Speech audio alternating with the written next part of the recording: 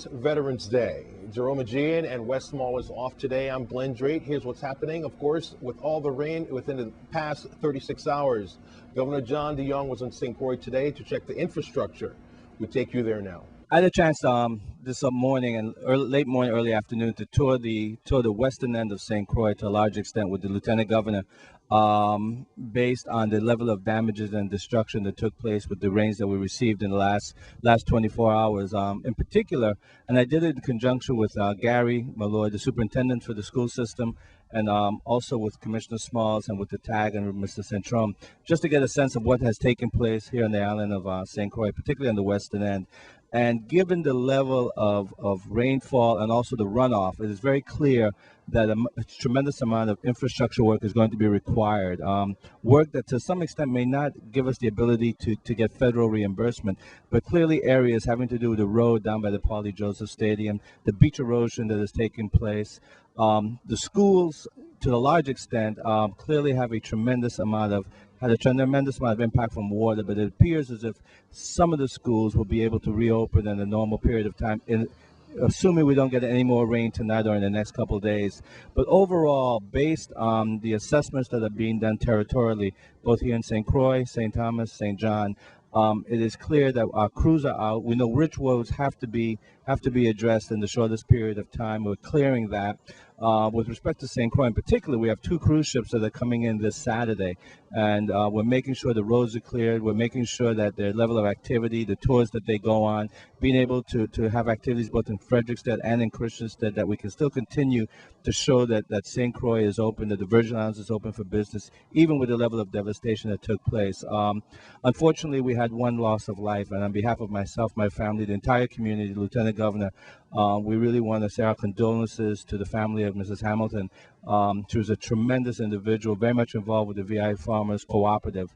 And unfortunately, again, we really extend our condolences to her.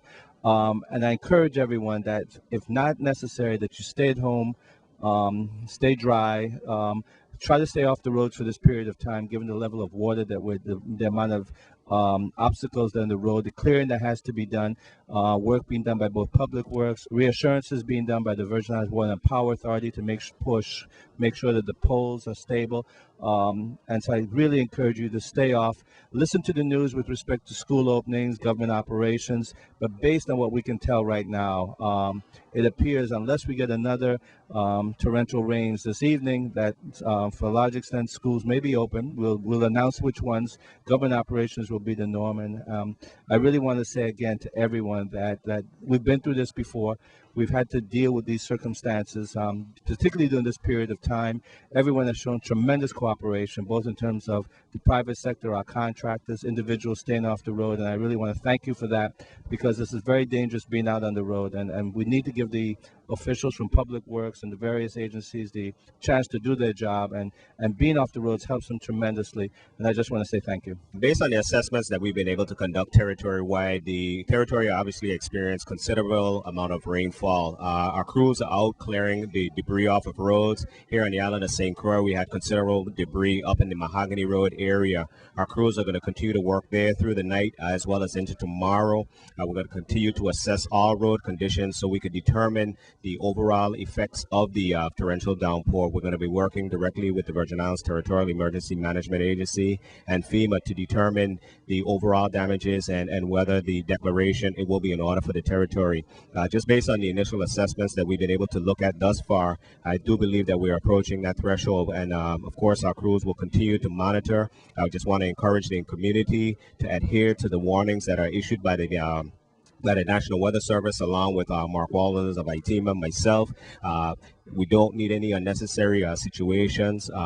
Again, we anticipate continued rainfall through the evening. We just want to make sure that all of our motoring public and our residents remain safe, and please adhere to all warnings that are being issued by the responding agencies. Good afternoon. We did an assessment of all the schools, and for the most part, we have some challenges with 4 schools, pretty much 3 in the Frederickstead area. Claude Marco, Arthur Richards, Alexander Henderson, and John Woodson. Those schools took on an enormous amount of water, especially because of the drainage. The other schools, we are working to get them ready and prepared for another final assessment and a final determination as to the readiness. But for right now, we have weathered the storm pretty good. Even though we took on a lot of water, most schools are in very good shape, and we have challenges with 4 schools.